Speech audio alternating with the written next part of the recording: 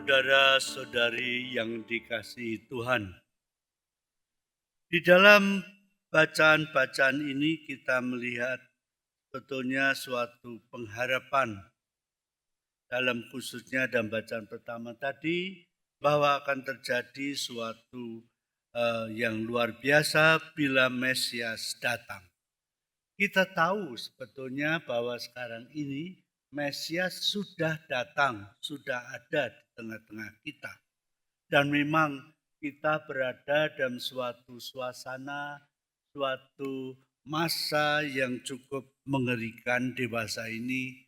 Ya, Anda lihat di mana-mana ada gempa dan banjir dan lain-lain.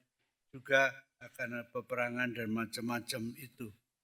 Jadi bila ini merupakan suatu hal yang demikian yang mengancam, tetapi bagi kita itu ada satu pengharapan yang istimewa untuk kita, yaitu kedatangan Tuhan sendiri.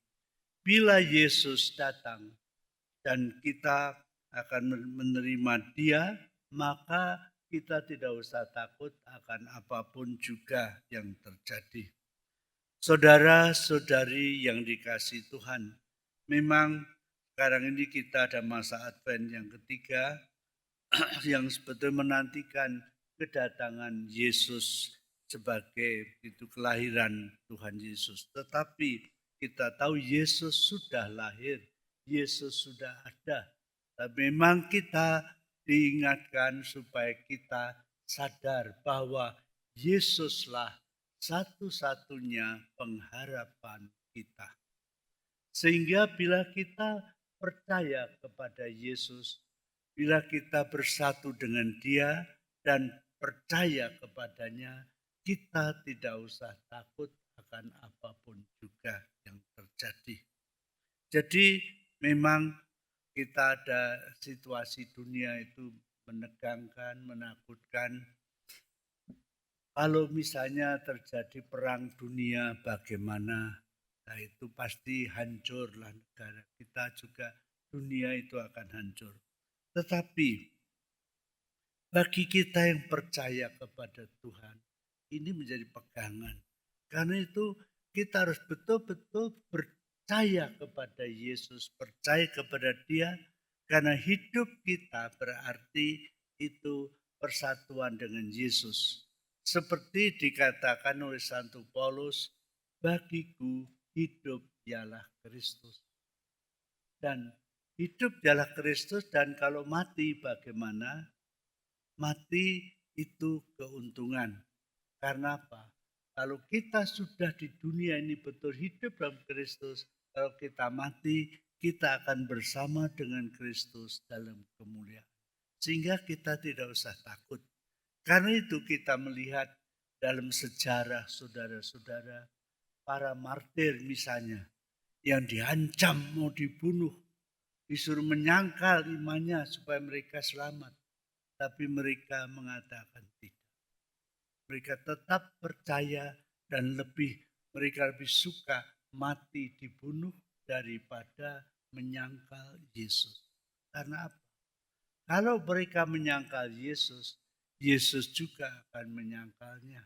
Dan ini berarti kematian kekal. Suatu realitas saudara yang seringkali dilupakan orang dewasa ini. Orang mengejar kekayaan, mengejar kehormatan, mengejar kemuliaan.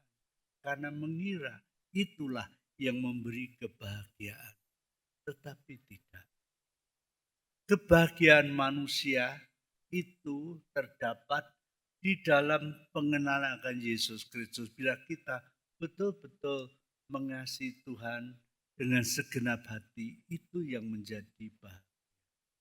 Tetapi kalau kita mencari kehormatan, kemuliaan, misalnya orang mengejar kekayaan, lalu korupsi, dan bahkan juga merampok punyanya orang lain dengan berbagai macam cara.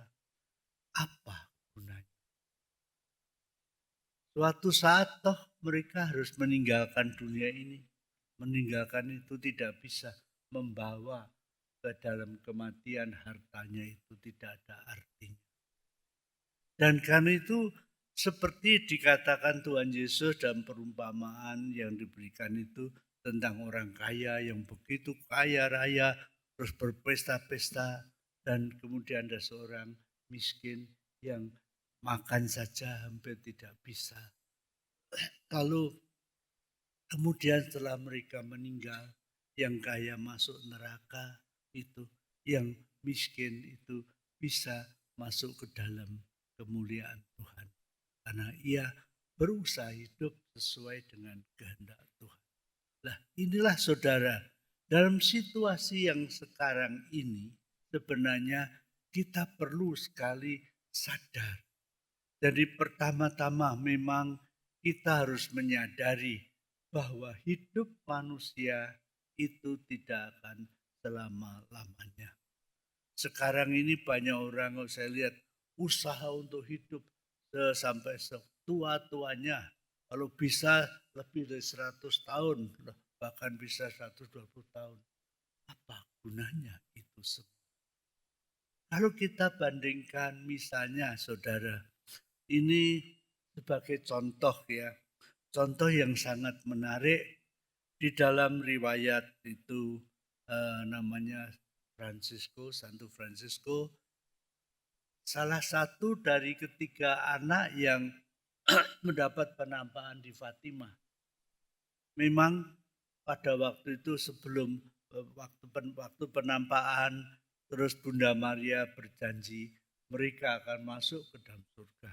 Karena itu setelah penampakan itu mereka mengalami banyak penderitaan, bahkan siksaan dari pejabat-pejabat dan sebagainya. Tapi mereka tetap teguh. Karena apa? Karena Tuhan menyertai mereka. Dan kemudian setelah selesai semuanya itu, ini yang menarik dari apa yang dikatakan Francisco. Suatu saat ada seorang ibu yang bertanya kepada Francisco, "Oh, nanti mau buka bengkel ya?" "Tidak." "Atau kamu mau jadi apa? Mau jadi itu pengusaha?" "Tidak." "Kamu mau jadi apa?" "Itu nanti bikin itu apa untuk ya apa pokoknya usaha yang sangat besar." "Tidak." "Oh, saya tahu. Kamu jadi imam?"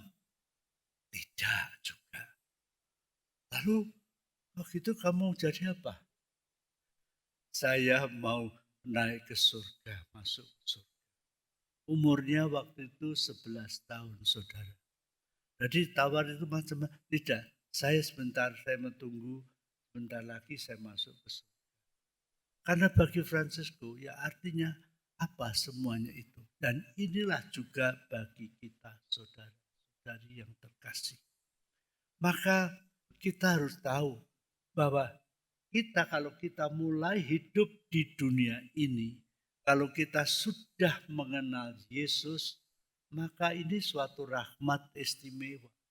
Karena kalau kita mengenal Dia di dunia ini, nanti kalau kita meninggal, kita akan bersama dengan Dia. Nah ini kan. Dan dalam hal ini saudara-saudari yang dikasih Tuhan, ada beberapa hal yang saya kira cukup penting untuk kita. Pertama, bahwa mengapa Yesus, kalau Anda lihat misalnya di sini, salibnya di mana? Oh itu di atas. Salib. Ya, Yesus disalib. Kalau kita pikirkan, kenapa dia disalib itu? Mengapa dia mau disalibkan? Padahal siapa dia itu? Dia itu adalah Allah sendiri, putra Allah. Jadi Allah. Mengapa dia mau jadi manusia yang manusia rendah dan kemudian mau disalibkan? Padahal dia juga di dunia ini kuasa sekali. Tapi dia mau itu. Mengapa saudara? Ini sebabnya karena kita semua, Anda semua begitu berharga bagi nilaimu begitu berharga sehingga untuk kamu, untuk kita semua termasuk saya tentu saja, jadi untuk kita semua nilai kita begitu berharga di hadapan Tuhan sehingga dia mau menjadi itu manusia dan kemudian mati, mau dibunuh begitu saja. Memang itu kemudian pengharapan seandainya dia dibunuh saja, dia mati begitu selesai, tidak ada harapan. Tapi justru dia menyatakan kemudian pada hari ketiga dia bangkit kembali. Nah ini yang merupakan Lalu saudara, hal ini saya kira yang begitu besar. Mengapa dia mau demikian? Karena kita semua, Anda semua, begitu berharga bagi dia. Sehingga dia ingin supaya kita selamat, kita boleh mengalami sukacita dan damai abadi itu. Nah inilah, karena itu juga kita lihat misalnya para martir itu, mereka dengan senang hati mau mati daripada menyangkal. Jadi ini seperti juga dikatakan dalam surat Yohanes, inilah kasih. Bukan kita yang mengasihi Allah, tapi Allah yang lebih dahulu mengasihi kita. Dan karena Allah mengasihi kita, bila kita terbuka, maka kita juga dimampukan untuk bisa mengampuni. Jadi ini saudara, Anda bisa baca dalam surat Yohanes misalnya 1 Yohanes 4:19. Kita mengasihi karena Allah lebih dahulu mengasihi kita. Dan kalau demikian, maka nilai kita di hadapan Tuhan itu tidak tergantung dari apa kata orang, apa, bagaimana dipuji orang dan sebagainya. Sebab itu pujian manusia itu tidak ada artinya. Orang bisa memuji kamu hari ini, tapi mungkin besok bisa memaki-maki, bisa memfitnah, bisa ini. Tetapi nilaimu, saudara, tidak tergantung dari apa kata, tetapi tergantung bagaimana kamu di hadapan Tuhan. Bila kita berusaha, kita percaya kepada Tuhan. Bila kita berusaha untuk betul-betul percaya kepadanya, melakukan apa yang diperintahkan Tuhan. Dan ini semua saudara, kalau kata memang baca dalam Injil itu semua itu, tapi itu semua bisa diringkas secara mudah ya, diringkas dalam satu perintah, yaitu mengasihi Allah di atas segala sesuatu. Kasihlah Tuhan Allahmu dengan segenap hatimu, dengan seluruh kekuatanmu, dengan seluruh kemampuanmu. Ini hukum yang pertama dan terutama.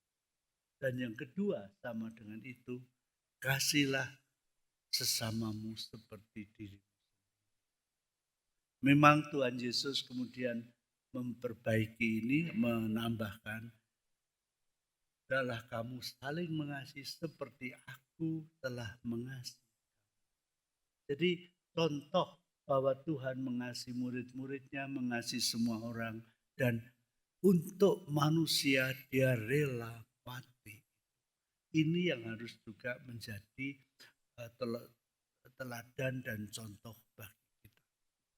Kemudian saudara-saudari yang dikasihi Tuhan, bila kita betul-betul hidup kita terarah kepada Tuhan, kita juga tidak usah takut akan apapun.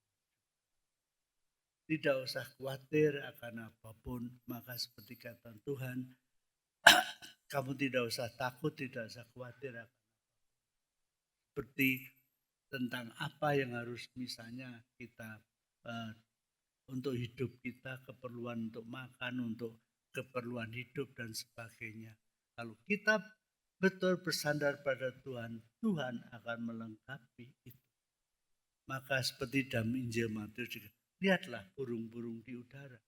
Mereka tidak menanam dan menuai, tidak menyimpan dan lumbung, tapi selalu diberi makan oleh Bapa. Begitu kita, kalau kita betul kita berharap, kita tidak usah takut akan apapun. Juga tidak usah khawatir bagaimana nanti hidup saya selanjutnya dan sebagainya. Tidak usah takut. Karena apa? Karena Allah melengkapi semua kebutuhan kita. Bila kita betul-betul percaya kepada dewasa ini, karena orang tidak percaya pada Tuhan, usaha untuk kalau bisa hidup sampai 100 tahun, sampai 120 tahun dan sebagainya. Ya, kalau saya pikir, saya jangan panjang-panjang. Ya, itu. Kenapa? Karena kalau hidup itu, kalau kita betul-betul bersandar pada Tuhan, hidup kita ada bersama. Bagiku hidup ialah Kristus dan mati berarti bersama Kristus. Nah, ini yang harus menjadi pedoman hidup. Jadi apapun dilakukan itu dilakukan semua demi Kristus. Bila kita punya relasi yang sungguh-sungguh dengan Tuhan, maka sebetulnya hidup kita di dunia ini sudah merupakan prarasa hidup surgawi. Tidak ada ketakutan, tidak ada kekhawatiran, tidak ada besok bagaimana ini, bagaimana. Tapi kita tahu Tuhan akan menyediakan segala. Bila kita sungguh percaya kepada saudara-saudari yang dikasihi Tuhan. Kemudian juga di samping itu satu hal. Dalam Injil juga Tuhan berkali-kali berkata, mintalah. Jadi ketuklah maka pintu akan dibuka. Kadang-kadang dalam situasi tertentu kita harus berharap kepada Tuhan. Berharap. Jadi berdoa dengan penuh kepercayaan. Dan percaya karena apa? Karena Dia maha murah. Jadi tidak usah takut. Maka juga dewasa ini saudara, dalam situasi dunia yang mengerikan itu masih terjadi banyak mujizat dan sebagainya sebagai suatu tanda bahwa betul-betul Tuhan itu hidup, Tuhan itu ada dan sebagainya.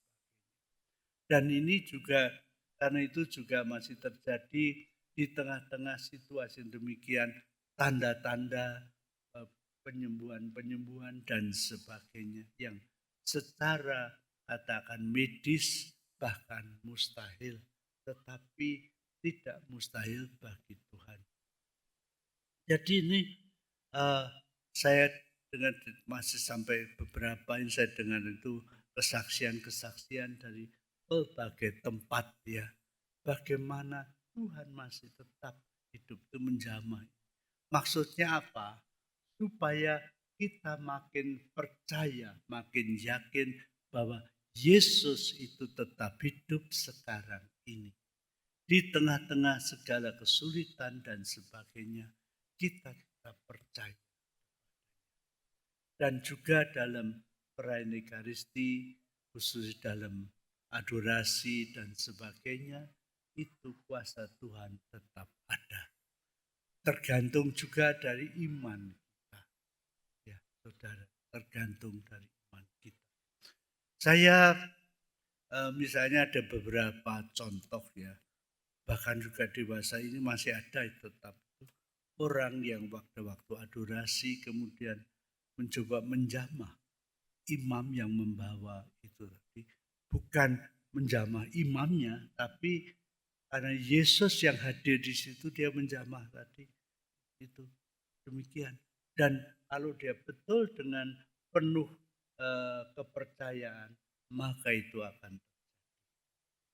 Jadi cukup banyak orang yang demikian, itu yang secara fisik, secara medis mustahil itu sembuh. Tetapi bagi Tuhan tidak ada yang mustahil. Ini semua kenapa?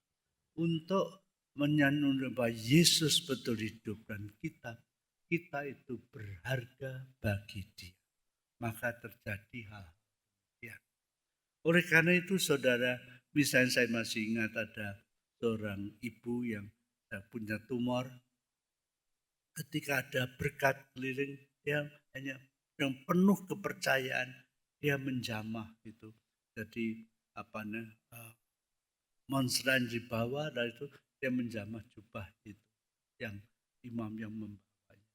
Dan karena imannya, bukan karena imamnya itu, tapi karena hosti yang dibawa itu Yesus yang dalam rupa hosti yang dibawa imamnya itu, dia menjamah itu bukan karena kalau imamnya, tapi yang itu Yesus yang ada di situ dan penuh kepercayaan.